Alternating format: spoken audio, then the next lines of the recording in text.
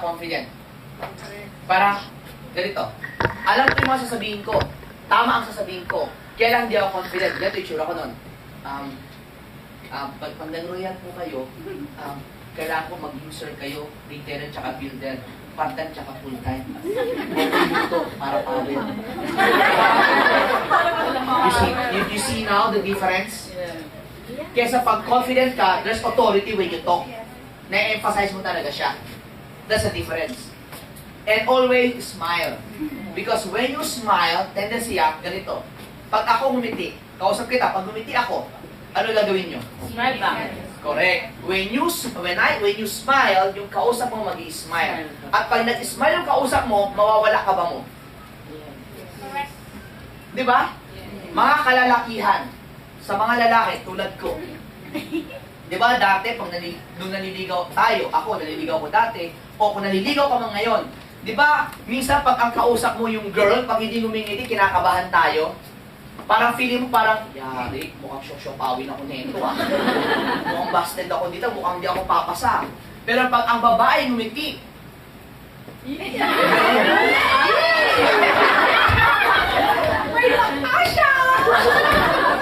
di ba? Tama di ba? So, you smile para mawala yung kaba mo, and then, pag nag-smile kayo pareho, nawawala na yung defense mechanism. Mas nagiging swabe usapan. So, always smile. So, try to smile, guys. Try to smile. Huwag kayo tatawin. Smile. Smile lang, smile. Usually, maganda kasi pag smiling face ka. Pag smiling face ka kasi, magaan ka kausap. And remember this, you talk to a lot of people every day. At madalas, when you do the meeting after meeting, hindi lang naman sa down line mo yun eh. Hindi yung na-direct. Minsan down the line yan eh. Tama? Yes. So, imagine mo to ngayon. Pag lahat ng taong yan, hindi mo kilala, first time mong mamimit, tapos hindi ka nag-i-smile, ang hirap makipag-usap. Pero pag nag-smile ka na, magaan ka ngayon, tatanggapin ka nila. Clear? Yes. Good. So, one technique, always smile. Pag may kausap. Huwag ka naglalakad sa kasada. Mapagkakamala ka may sayad. And during the meeting after meeting, please explain to them the ABC rule. Sir, bakit namin kailangan i-explain pa yung ABC rule? Alam niyo na ba yung ABC rule? Yes. Advisor, bridge, customer. It's clear, di ba? Sino hindi nakakalam ng ABC? Okay, Maya? Okay, good. Everyone knows it now. So, ganito. Pag sinabi kasi ABC rule, sige na po ate. Take your time. Okay. So, ganito po yung ma'am. Sir, pag nag-meeting after meeting kayo, kailangan mo ipakita sa kanila, explain mo yung ABC rule. Sir, bakit mo kailangan explain yung ABC rule? Kasi ganito po yan.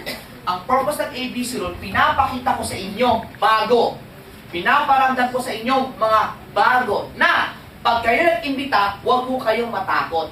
Kasi pag nag-imbita kayo, ibang tao po ang mag-i-explain. Ang gagawin niyo lang po, mag-imbita lang. Kasi madalas, you have to understand kung anong iniisip ng baguhan. Ang baguhan madalas, iniisip niyan, pag ako nag-imbita, ano sasabihin ko, anong gagawin ko, hindi ako marunong. Tama? Yes. So you have to put yourself in their shoes. And by knowing that, alam mo ngayon, anong gagawin niyan? Anong solusyon mo dyan? First timer, do not worry. Kasi meron tayong ABC rule. Sa ABC rule, pag ikaw nag-imbita, kami pong kakausap. Basta importante, pag may dala ka, timbrehan mo agad kami para sa lubuhin ka namin, asikasun namin kagad. Nagets nyo? Ako, suggest ko, ganito. Kung may first timer yung downline mo, abangan mo agad sila sa may pintuan na. Yung tipong dyan ka lang, nandiyan ka na sa labas, nag-aabang ka na. Para pagdating niya, sabihin mo kagad. Kasi madalas, eto pag first timer pag hindi mo rin mag-imbita, sama ka lang sa akin, sama ka lang. Sama ka lang. Pagdating mo akin sa dyan, ano ba to? Ano ba to? Pagdating niya sa labas, ay, alam ko na to and then, ikaw ngayon, hindi mo alam kung gagawin first timer ka Pero dumating kagad si upline, to the rescue! Taran! Upline is here! Di ba? So, alam niyo na ngayon, feeling mo, savior ka. Yes? So that's what you do, okay? Now, teach your prospect how to invite. Now, here's what I do. Sabi ko, pag meron akong downline, ito ginagawa. For example, downline kita, ma'am. Sasabihin ko sa'yo, downline, okay ba, Royal? Gusto mong gawin? Okay, sige. Downline, ito ang iyong assignment. Mamayang gabi, sa isang papel, ilista mo 100 names, lahat ng gusto mong imbitahan. Okay? Hindi pwede na sa cellphone lang. Kailangan ilagay mo sa papel. Isulat mo yung pangalan, tsaka cellphone number sa papel. Clear? Okay, tama, bait, di ba? So, ngayon ganito. Pag yan, bukas, pagbalik niya, dala niya na yon. Pag yan ginawa niya, alam ko seryoso. Desidido. Pag yan bumalik na bukas at may dala ng papel, yung mga pangalan, ito gagawin ko. Okay, downline. Yan ba lahat ng iyong mga prospect? Okay, good. Okay, good. Tawagan mo na. Yes, I would let her talk, invite her prospect on the spot. Harap ako. Sir, bakit? Para alam ko kung marunong mag-invite o hindi. Para alam ko kung tama o mali pag-invite. Kasi mga kaibigan, ito madalas nangyayari. Train mo. Downline, ito gagawin pa nag-invite ka. Kamusta ka na? May negosyo ko eh. Kita naman tayo, pakita ko sa'yo. Diba, that's what we do? Binibigyan mo ng script, correct? Yes. Pero hindi mo naririnig kung paano niya kausapin. And for all you know, tinuro mo nga, pero the way they execute it, mali-mali. So on the spot, tuturuan ko siya, and then on the spot, i-apply niya kaharap ako para alam ko kung nag-gets niya o hindi. At kung mali man, alam ko kagad paano i-correct. How can you correct something if you don't know kung anong problem?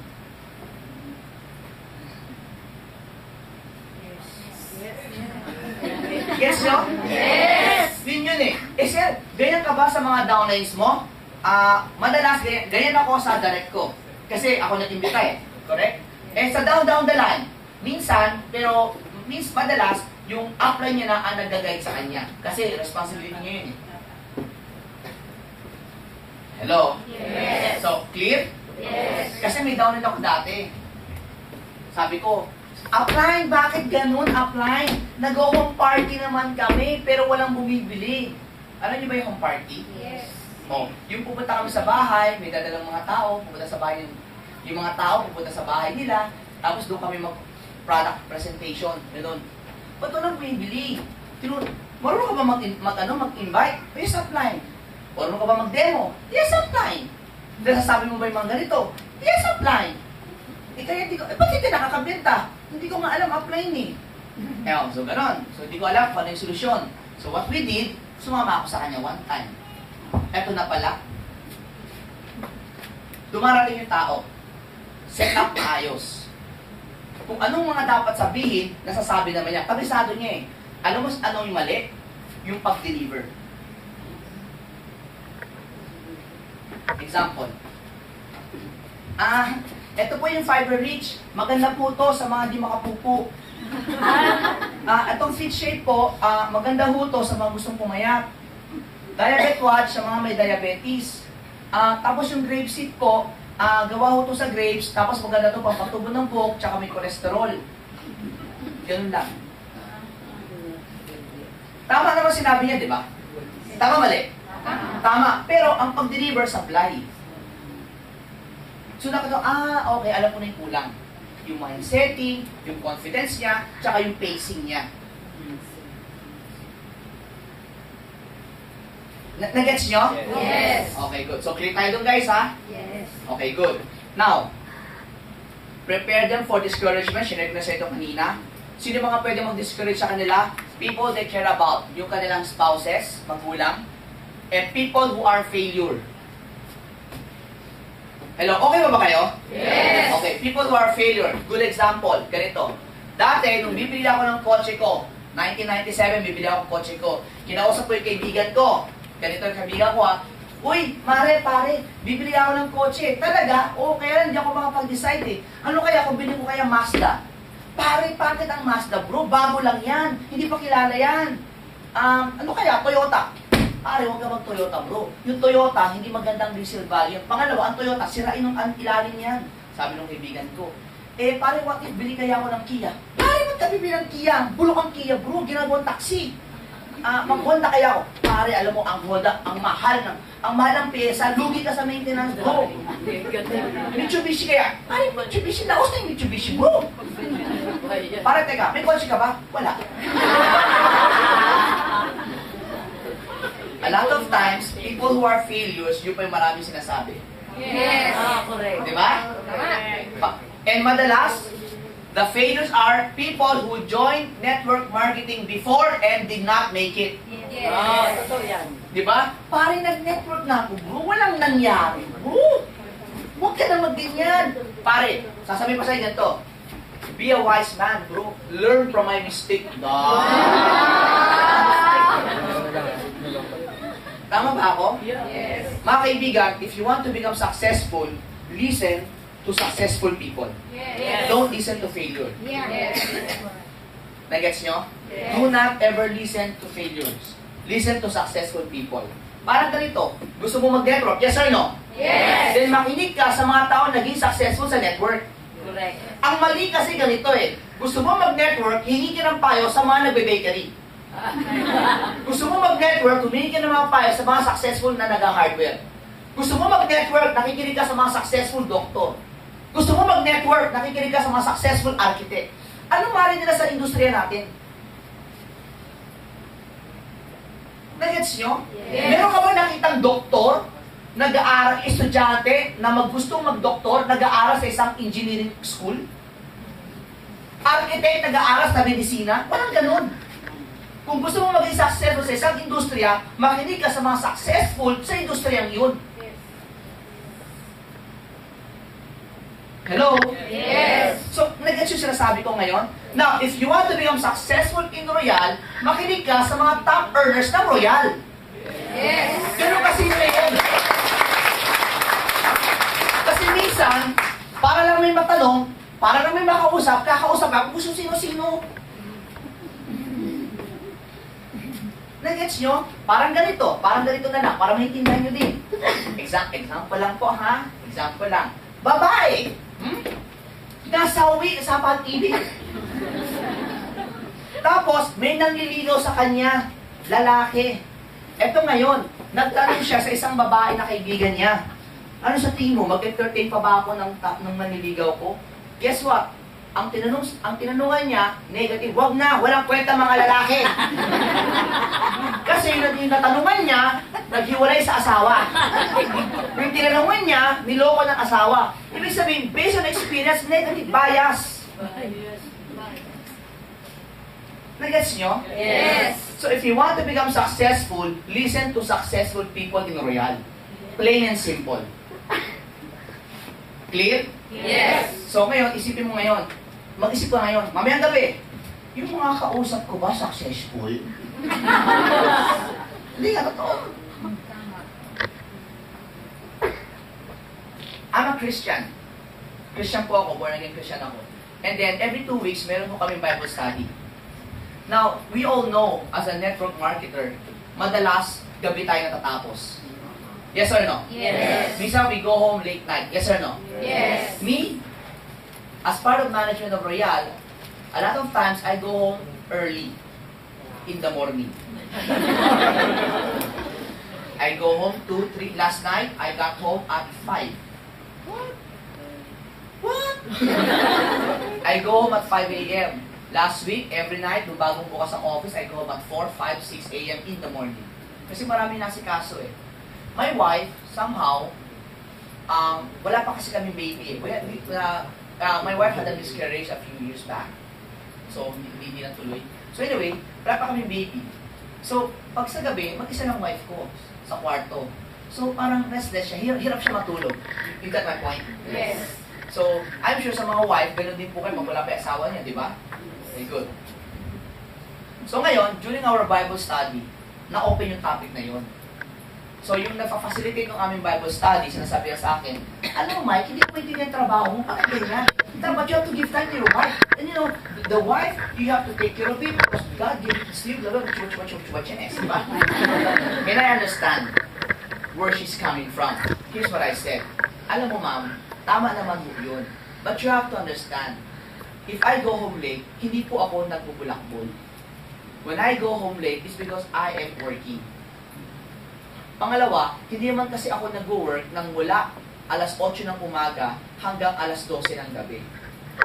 My work starts in the evening. I work 8 hours. It so happen lang that 8 hours is on the late night in the evening. Parang call center. So you would not understand me. Eh kasi yung wife mo nito eh. Ma'am, balik rin natin. Bakit ako, what if ako naman yung magalit? Bakit yung wife ko nag-work sa umaga? Tulog pa ako, dapat nag-spend time siya sa akin. Nag-get yung point ko? Yes. So, ibig sabihin, people do not understand us, lalo na pag wala sila sa industriya natin. So, if you want advice, listen for people within our industry, within our company that are successful. Eh, sir, ano nangyari sa usapan ninyo? Well, ganun pa din. I still go home late, but my wife understands. Because, iba naman kasi yung going home late na nagbubulakbol kaysa going home late na nagtatrabaho. Hello? Yes. Hi? Hello. So ngayon, tanong ko ngayon, okay lang ba na umuwi kayo ng late? Yes. Okay lang? Yes. I said to my wife, sabi ko, loves, ganito, if I go home late, if you go home late, if I go home late, it's okay as long as it's work. Yeah.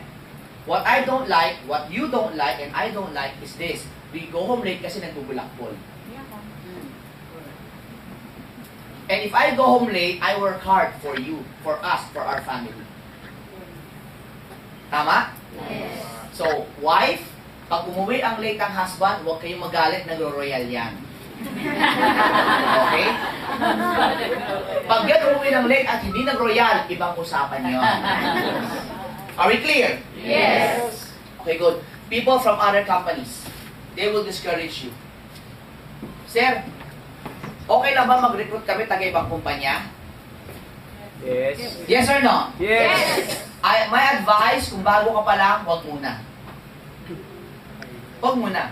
Pag matagal ka na, go ahead. Because you know the tricks. You know what to say. You're confident. May proof ka na rin. Parang ganito yan. Boksingero ka. Bago ka pa lang. Huwag ka munang lumaban. Practice ka muna. Pag sanay ka na, gamay mo na. Sige, larga ka na. Pero pag hindi pa, huwag muna. Bugbog sarado ka niyan. Nagets nyo? Yes. Okay? Pag bago lang, huwag muna. Stay within your turf. Stay within your circle. Friends, relatives, kung ano man. Pero huwag ka munang gagalaw taga-ibang kumpanya. My advice, do not look, listen to other companies. Ni sulyap, huwag. Ni tingin, huwag. Okay? Kasi ito sir, kasi sabi nila, kapag tinignan ko rin yung kumpanya nila, titignan din nila kumpanya natin. Hindi totoo yun. Ang goal niyan, kunin ka. Yes. Kung goal mo, kunin siya. Yun din ang goal niya, kukunin ka niya. Hello? Yes. So pag taga-ibang company, please do not entertain. Except pag matagal ka na. Clear? Yes. Sir, paano to? Matagal na ako, 5 years na ako. Pwede na ba? Siguro naman, di ba? Kaya mo na. Gets nyo? Yes. Okay, good. Now, what are the actions to do? Number 1, pag may bago ka, tour them around the office. Like dito, pag mayroon ka dinala dito, pagpasok nyo, tour them in the office. Nakita mo? O, yan na yung office natin, ha? Kasi, ganito lang, di ba? Ito, seminar room. Explain mo sa kanila yung mga posters.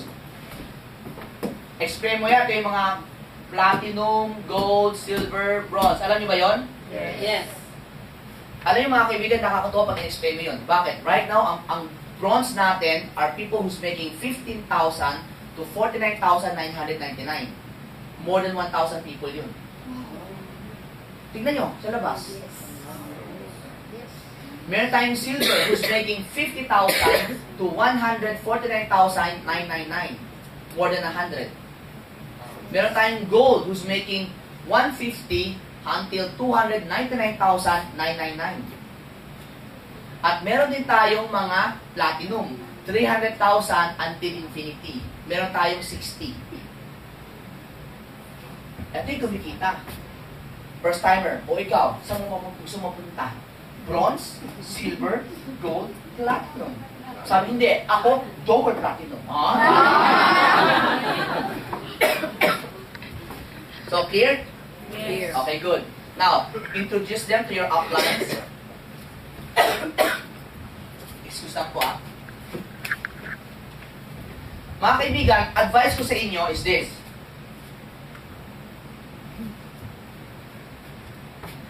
It's important na makilala ng mga prospect ninyo yung inyong mga upline.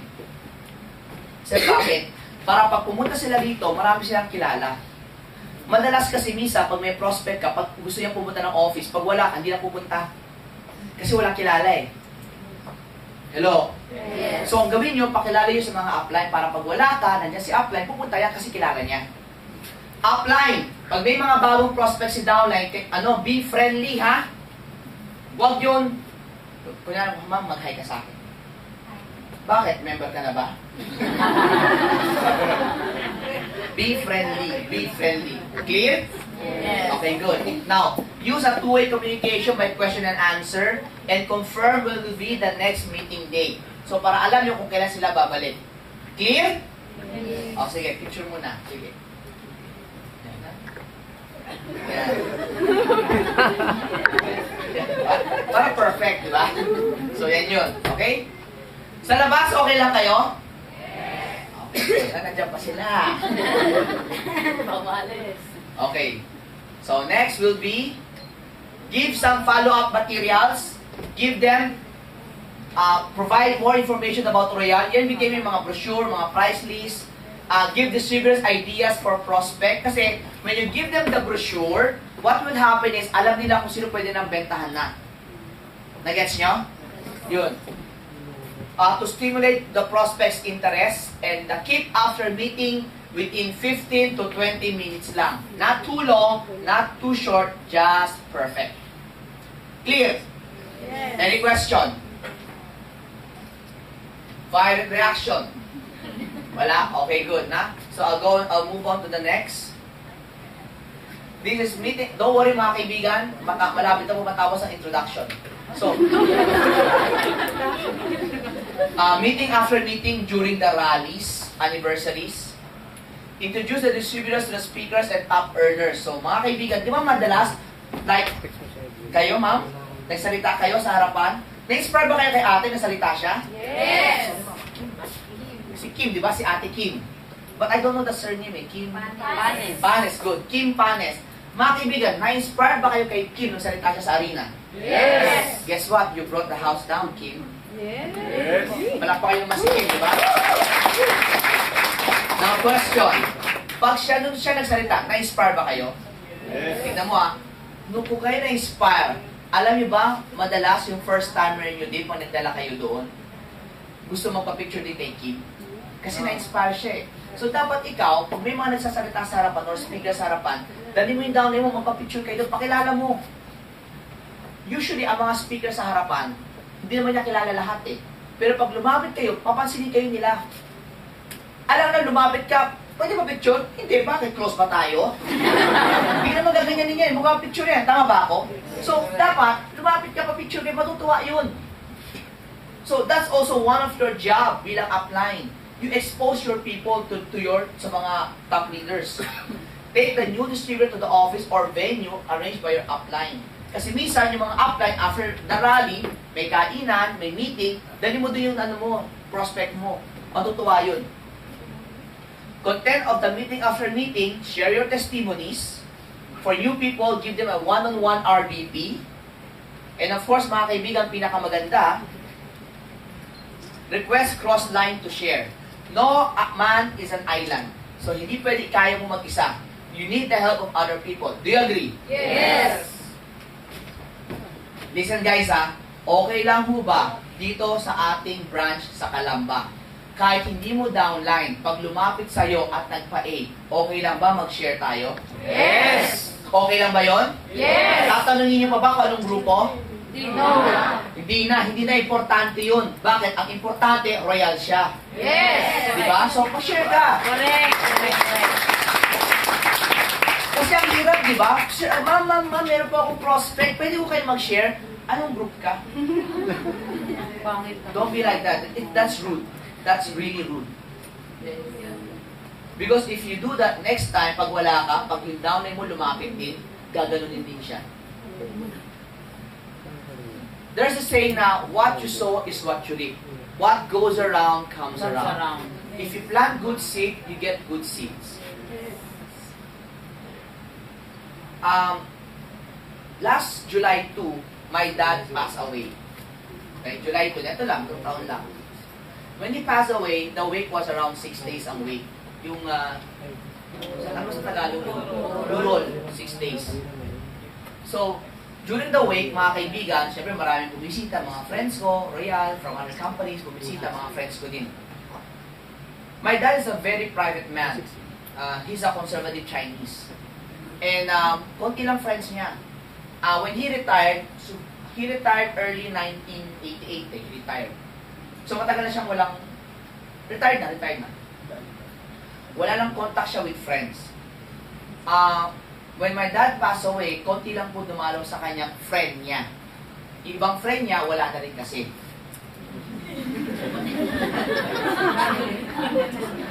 Now, when my dad closed his business in the mid-1980s, meron siya mga tauhan. Kasi my dad is a contractor, he's an engineer. Meron siya negosyo. So marami siyang mga karpentero, electrician, ganon, marami siyang ganon. What he did para matulungan yung kanyang mga tauhan is, when he closed the business, yung mga tauhan niya, para mayroon pa rin income, ni-refer niya sa mga kaibigan niya at sa iba niyang kaibigang contractor para kumikita pa rin sila. Nagets nyo? Yes. So, that's what my dad did. Tumulong pa rin siya. Even though, isasara niya na yung negosyo niya. Because some people, what they will do, sarado na ako, bahala ako sa buhay niyo. Correct? Oo. Okay, good. When he passed away, during the wake, nagulat ako because that time I was still young. 1988, I was only like what? 1 year old? So, I was 13. No, I was 15. I was 15. When the company closed, kilala ko pa kahit pa paano yung mga trabahante namin. Guess what? Ito nangyari. To cut the story short is this. During the wake, yung mga trabahante ni Papa, for so many years, na hindi ko na nakikita, more than 20 years na, dumalaw bigla. And they look old. Oh, obvious naman, 22 years ko sila hindi nakita, di ba? So they're 22 years older na. They look old, really old. But, hindi nila nakalimutan si Papa. And they have a lot of good words for my dad. Ang papa ko po hindi po mayaman. Financially, hindi kami mayaman. Pero, my dad, mayaman ho siya sa pangangaral at sa kawang gawa. Eh, marami siyang tao na tulungan. And during his wake, yung mga tao na tulungan niya, 20 years back, na wala ng communication, nakarating sa kanilang balita, dumalaw. And they spent 2 days straight doon sa wake ni Papa. My dad planted a good seed, and he reaped a good fruit. Guys, when you plant, always plant a good seed. Hindi ka man kumita dyan, balang araw, bibigyan ka ng ating Panginoon. Yes!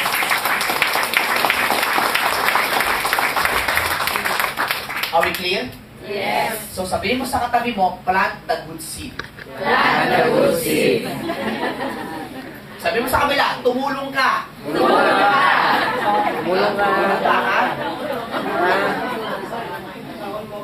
All distributors must learn how to do the meeting after meeting. Your aim may be too busy with other things or group. So mga kaibigan, always help other people. Are we clear? Yes. Okay, good. Now, points to note. Do not put down the decisions of other people or their occupation. Pag yan nag-work, huwag niyong maliitin yung trabaho nila. Okay? Malay mo, passion nila yon. Kasi minsan, kaya ako ito niligay kasi during my time, 1990 plus, nag-network kami noon, kapag ikaw hindi ka nag-network at empleyado ka, kinakantsawan namin, ay, empleyado, walang pangarap, walang mangyayari sa'yo. Ganun kami before. It was wrong. That was wrong. So, dito is, kahit ano yung mga kaibigan sa panahon ngayon, may mga empleyado kasi malalaki ang sweldo eh. Yes. Yes or no? Yes. I have a friend who is making more than 300,000 a month. Employee siya. Isa siyang executive ng isang telecommunication company. Diba? So, ganun. So, ang point ko mga kaibigan, let's not put down other people's occupation. Are we clear? Yes. Respect it. Number 2, do not criticize other companies. Huwag niyong kakantsawan, mamaliti, taga-ibang kumpanya. Lalo na, porket maganda building natin, porket bago at ang wala silang building, huwag niyo silang mamalitin. Porket wala kakwenta-kwenta products nila sa ating social, huwag niyo mamalitin yung mga produkto nila. Ma-offend yan, mga tao din sila na marunong masaktan kahit pangit ang kanilang kumpanya. Wow! Okay? Are we clear? Yes. So alam ko, you guys are proud na may bago tayong building. Malaki, the first in the industry, mga kaibigan, na may sariling building. Alam ko, masyado mataas ang ating moral kasi we are the best, alam nyo. Pero kahit sa sila, maliit lang, walang kwenta, what? Let us be humble. Okay? Okay ba yon? Yes. Okay, good. And do not emphasize that we are not a pyramid scheme. The more you do, the worse the effect. Huwag tayo masyadong defensive. Okay? Hindi kami pyramiding ha. Hindi kami pyramiding. Hindi kami pyramiding. What? Clear? Yes. Okay, good. Now,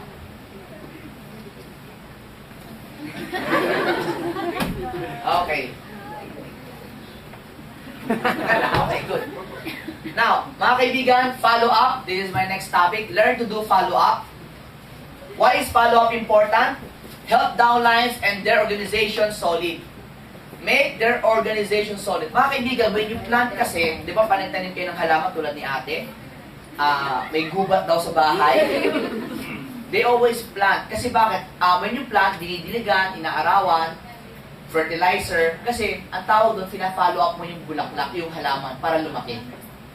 Ganun din dapat ang downline. So you have to learn to follow them up. Increase the prospect's understanding of Royal. When I follow up my downlines to, hindi prospect ha. When I follow up my people, I spend time with them. Because when I spend time, I can able to transfer my technology to them. I do trainings like this. But when I do trainings like this, iba kasi yung pag big crowd, tsaka sa one-on-one lang eh. Mas intimate. Mas marami kang pwedeng sabing malalalim. Pag dito, more of in general. Clear? Yes. Okay, good. Now, emphasize our prospects, the benefits they will get from joining Royal. So, more of, pinapalalim mo sila when you do follow-up. Alam mga kaibigan, ang follow-up, pinaganda lang yan sa English. Sa Tagalog, ang ibig sabihin ng follow-up, pangungulit.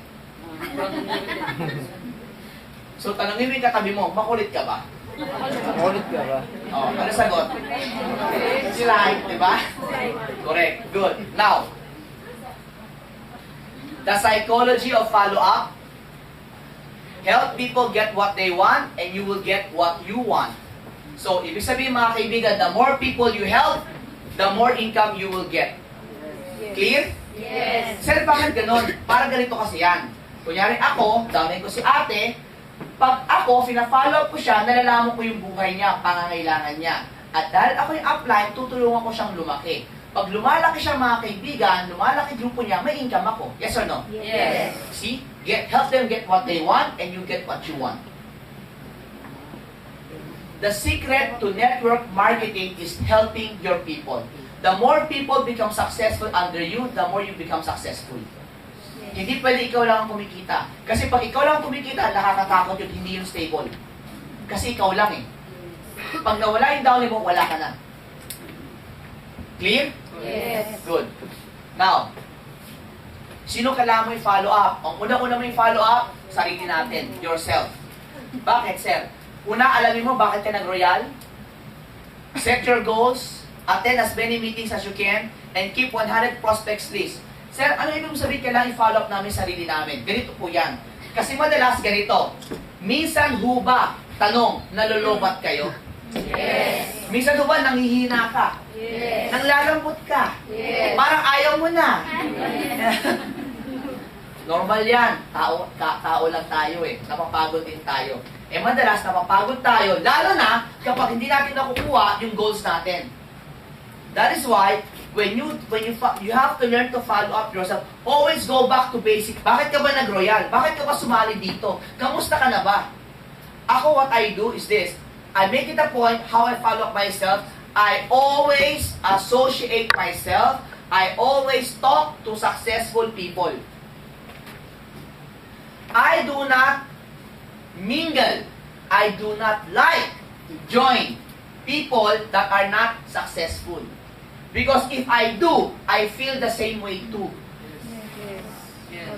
Kausap ko, Jologs. Walang nangyari. Tandan. Failures. Loser. Pag yan lahat kausap ko, power, pili ko, gano'n na rin ako.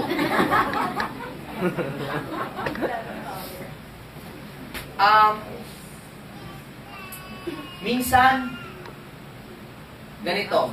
Have you heard the saying na, birds with the same feather flocks together? Yes. Yes, di ba? Kasi, pag parati mong kasama yan, magiging ganun ka din. Ugali, pag-iisip, galaw, salita. Totoo yun. Kasi, ang tao, nakakapag-adapt. Ang hayop, hindi. Sir, ano ibig mo sabihin? Ganito, ang penguin, saan nakatira? Sa malamig, di ba? Ilagay mo sa Pilipinas, Paktay, Askal, Pinas. Dali mo sa North Pole, Paktay. Correct? Ang tao, ilagay mo sa malamig, kayang mabuhay. Makakapag-adapt. Yes or no? Yes. Dali mo sa mainit, kayang mag-adapt. Lalo lang Pinoy. Ang Pinoy, kahit saan, nabubuhay. Tama mali? Tama, di ba? Iba ang Pinoy, kapatid. But here's the thing. Because people can adapt. They adapt to that environment. Yes or no? Yes. Did I make myself clear? Yes. Now, if a person can adapt to their environment, they can also adapt to their surroundings. And if your surroundings are losers, failures, then you become one. Kaya very important mga kaibigan, kung nag-network kayo, dumikit kayo sa mga taong successful. Huwag na huwag kayong didikit sa mga taong hindi successful. Hindi mo kailangan yun. Nagets nyo? Yes. Ngayon, tignan mo yung katabi mo. Successful ka ba?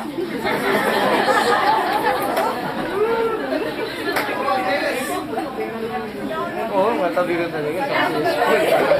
Talaga, successful. Right now, I always tell to people, listen guys, listen. I always tell to people na I'm Chinese. And as a Chinese, isa sa mga kinalakihan ko, ako kuripot. Kuripot. And I'm a very conservative Chinese. Very conservative. When I was doing network, when I was doing network a long time ago, ang sasakyan ko, pinakamaganda, was a Starex van. My first two cars were L300 pickup. L300 pickup, L300 pickup. Bakit ganun, sir? Panghakot. Mga downlines ko, naka-Pajero na, naka-Explorer na. Ako, L300 pickup. My third car, I got me a Starex van. Medyo okay na. Panghakot pa din. My fourth car, I got me a car, a small car. Regalo ko sa kapalit kong lalaki na graduate ng college.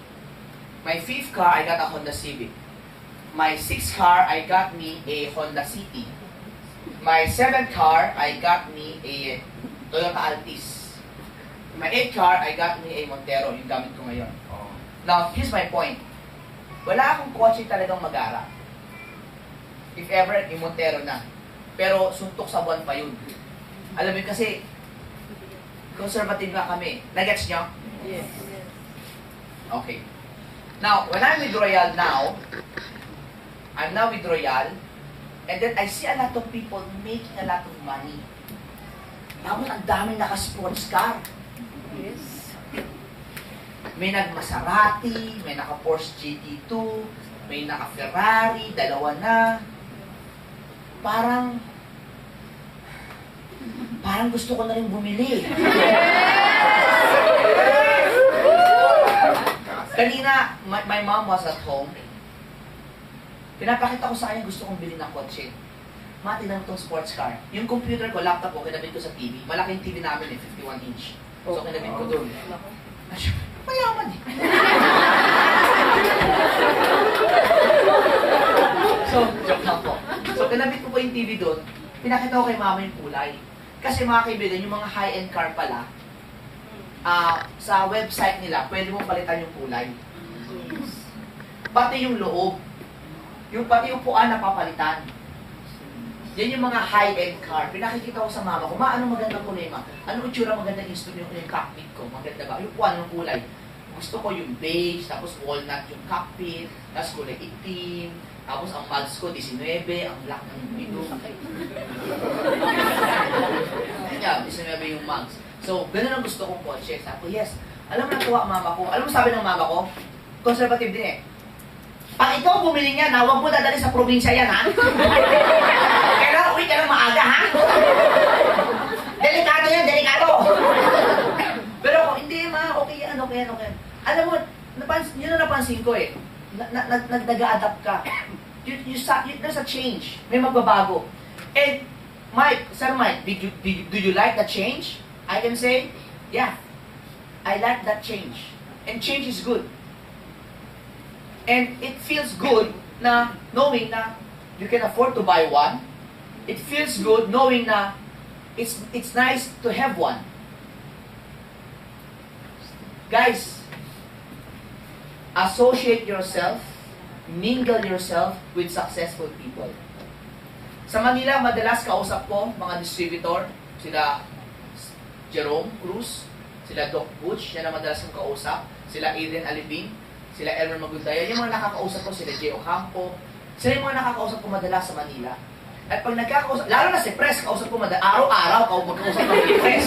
Eh alam mo naman si Pres, pagkausap talaga mababaliw ka talaga eh, di ba? Yung para sa yung para sa yung engrande sa kanya, yung ba? Okay lang. Kasi taas ang standard ni Pres, which is good. Hello? Yes.